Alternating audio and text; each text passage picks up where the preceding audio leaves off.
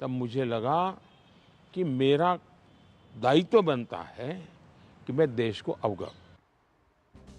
झारखंड के बाद प्रधानमंत्री मोदी पश्चिम बंगाल का रुख करेंगे। इसके बाद वे करीब 2:30 बजे पश्चिम बंगाल के बारासात में चुनाव प्रचार करेंगे।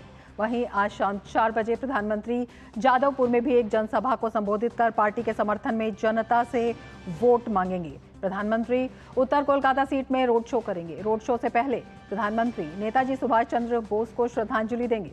प्रधानमंत्री का ये रोड शो उत्तर कोलकाता के श्याम बाजार 5 माथा मोड़ से शुरू होगा। इसके बाद ही पीएम मोदी शाम 7 बजे स्वामी विवेकानंद की प्रतिमा पर माल्यार्पण भी करेंगे।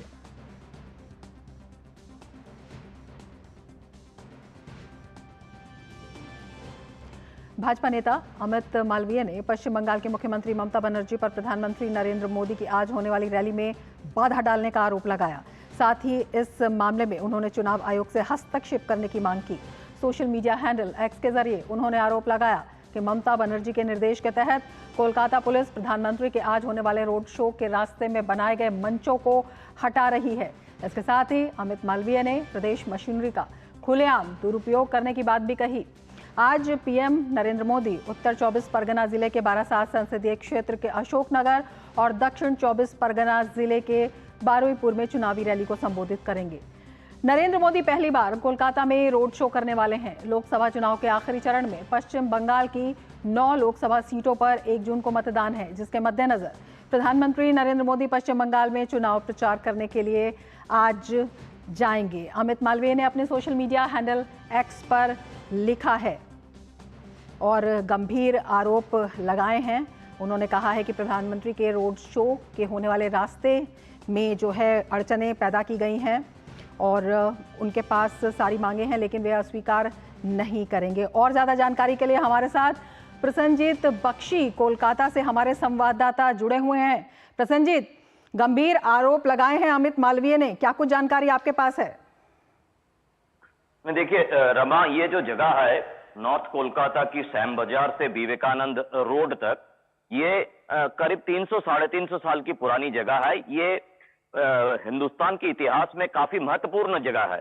यहाँ पे रास्ता छोटा है, लेकिन जिस तरह से कल छोटे छोटे पुलिस की जो अफसर होते हैं, चाहे एएसआई हो, एसआई हो, इस लेवल की अफसर लोगों ने जिस तरह से काम को रोकने का और काम को बानचाल करने की कोशिश में लगे हुए हैं, उनसे हम लोगों को भी लगा कि किसी ना किसी जगह पे इसके पीछे राजनीति है।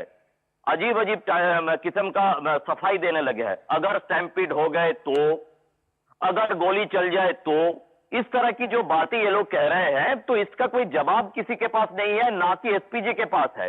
एसपीजी की जो लोग हैं, जिन लोगों ने पूरे देश में प्रधानमंत्री की सुरक्षा को देखते हैं, वो भी आंखें फाड़ फाड़ के इस तरह की अफसर को देख रहे हैं कि ये क्या कह रहे हैं कि अभी तक नरेंद्र मोदी देश के प्रधानमंत्री है। चुनाव के समय पे वो बीजेपी नेता तो जरूर है, लेकिन वो देश का प्रधानमंत्री भी है और देश का प्रधानमंत्री की जो सुरक्षा है वो एसपीजी की तैनात और पार्लियामेंट पे पास हुआ एक्ट की कानून की तरह है, कानून की तहत है।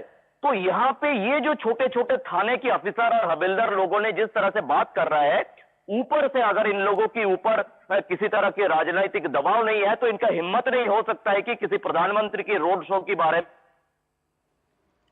बिल्कुल प्रसन्नजीत, आप ठीक कह रहे हैं। लगातार जी बताएं, लगातार आप हमें बता भी रहे हैं, पहले भी जो इस तरह की घटनाएं आई हैं कि राज्य प्रशासन के निर्देश पर जो स्टेट अथॉरिटीज हैं इस तरह के जो डिस्ट्रप्शंस हैं वो करती रही हैं, लेकिन इस बार प्रधानमंत्री के रोड शो में अड़चन डालना क्या कुछ दिखाता है? ममता बनर्जी का ये डर भी इसमें दिख रहा है क्या साफ तौर पर? रमा, डर तो है। पिछले चुनाव घोषणा की पहले से अगर मैं व्यक्तिगत रूप में बताऊं तो करीब 10-15 ऐसे प्रधानमंत्री की शो, चाहे वो प्रधानमंत्री के हिसाब से हो, चाहे वो भाजपा नेता के हिसाब से हो, इस तरह की शो को हम मैनेज करने की मौका हमें मिला है। तो इससे मैं बता रहा हूं कि पहला दिन जब आरामबाग में उन्होंने बतौर प्रधानमंत्री शो किए थे, जनसभा किए थे, तो तब से मैं देख रहा हूं कि बंगाल के प्रशासन के दिमाग में ये घुसाया गया है कि ये बंगाल अलग प्रदेश है और यहाँ पे प्रधानमंत्री ममता बनर्जी है, बाकी सब फालतू है। ये जो पुलिस और प्रशासन के दिमाग में घुसाया गया है, ये देश के लिए काफी खतरनाक है। पहली बात तो ये। दूसरी बात मैं बता दूं कि ये जो जगह है जहां पे आज प्रधानमंत्री पहली बार और या नरेंद्र मोदी पहली बार रोड शो करेंगे, उसके पास ही 2019 की लोकसभा चुनाव में अमित शाह ने रोड शो किए थे, और जहां पे विद्यासागर की मूर्ति तोड़वा गया था और ये तोड़वा के बीजेपी के ऊपर दबाव डाला गया था, जिसकी जांच रिपोर्ट 5 साल के बाद अभी भी लोगों के सामने आया नहीं, जो बताया गया था कि बीजेपी के लोगों ने किया था।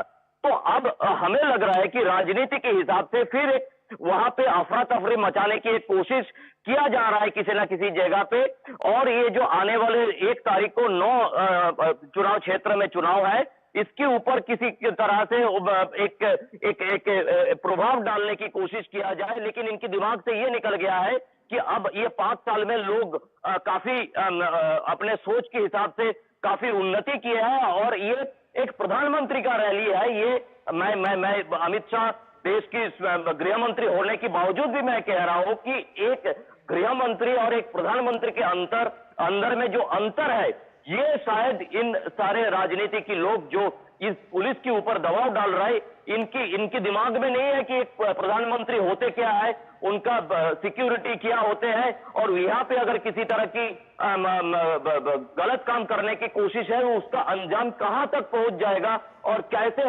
इंटरनेशनल लेवल पर इसका असर देखने को मिलेगा।